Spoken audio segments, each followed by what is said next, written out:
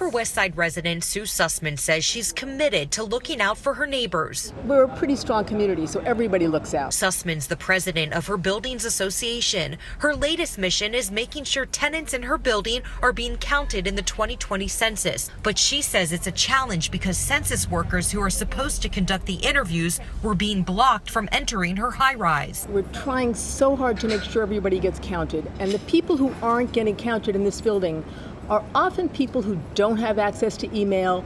They're people who may be disabled in one way or another and who can't get out. Sussman says part of the problem is the pandemic. She claims her landlord instructed the doorman to turn away census workers because they weren't considered state essential workers. But according to this fact sheet, the door knockers are federal workers and they are allowed in every building. In compliance with the law, the sheet states, it is imperative that property owners and building managers grant access to census enumerators. Sussman sent letters to her district leaders demanding change. City and state legislators have taken to social media urging residents to fill out the census forms. According to the NYC Office of the Census, 40% of New York City residents have not completed the process.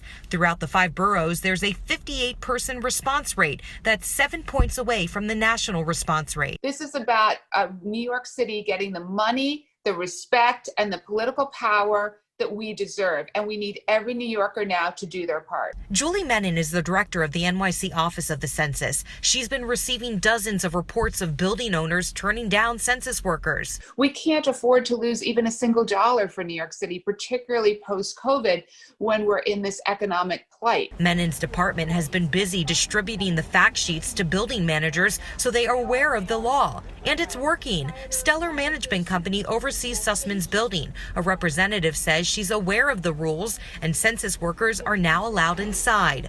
Sussman fears the recent change of course may not be good enough as the deadline to be counted for is looming. We don't want to lose one penny of aid that belongs to New York.